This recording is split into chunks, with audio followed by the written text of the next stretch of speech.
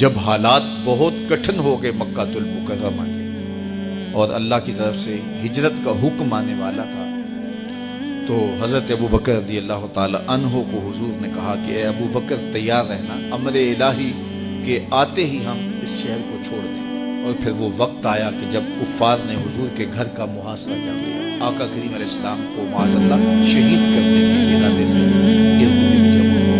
آقا کریم علیہ السلام نے ہاتھ میں خاک پکڑی اور سورہ یاسین پڑھتے ہوئے ان کی آنکھوں میں جھونک دی، انہیں پتہ بھی نہ چلا، اور وہ مکان کا محاصرہ کیے ساری رات سب کو بستر سے رتے ہوئے اللہ۔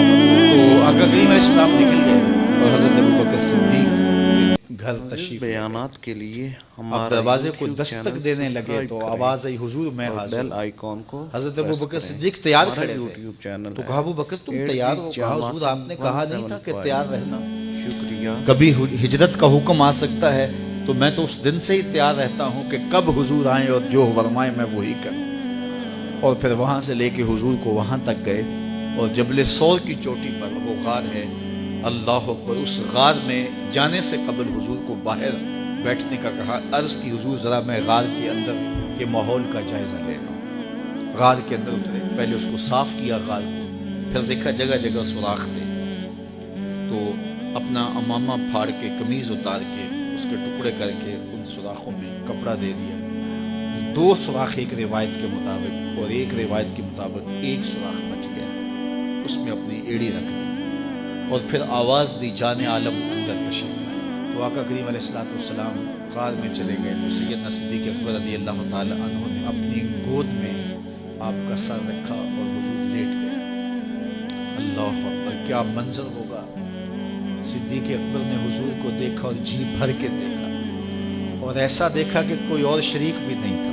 یہ واقعہ حضرت سیدنا عمر سے روایت ہے، کتب صحابہ ہے، اور حضرت عمر رضی اللہ تعالی عنہ یہ بات بیان کرتے ہوئے رو پڑے، اور آپ کہا کرتے تھے کہ ابو بکر یہ غار والی نیکی مجھے دے دیں اور میری ساری زندگی کی نیکیاں دے دیں۔ اللہ اکبر۔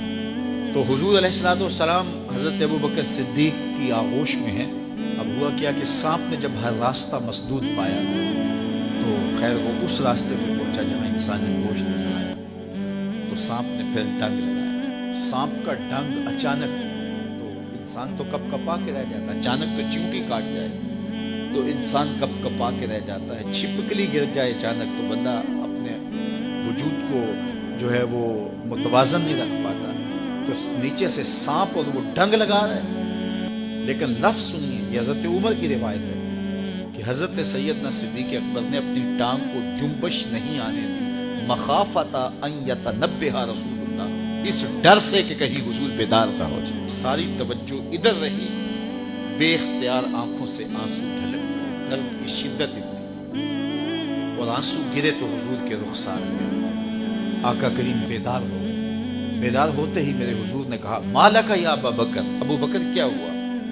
تو یہ ہوتی ہے ہنگامی صورتحال۔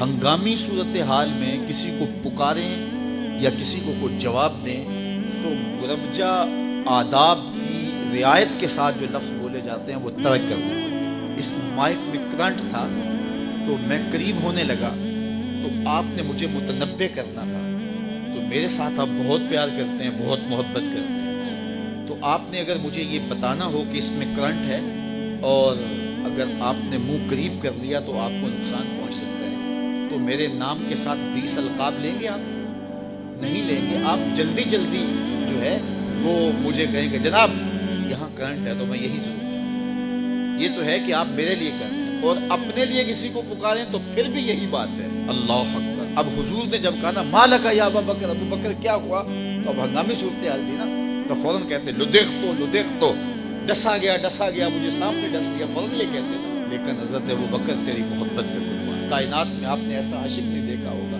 سانپ ڈنگ پہ ڈنگ لگا رہا ہے اور ٹانگ شل ہو گئی ہے، زہر سرایت کر گیا ہے۔ حضرت ابو بکر نے جواب دیا، لدغت فداک امی و ابی یا رسول اللہ، حضور میری ماں بھی آپ کے قدموں پہ قربان، میرا باپ بھی آپ کی راہوں پہ نچھاور، مجھے سانپ نے ڈس لیا ہے۔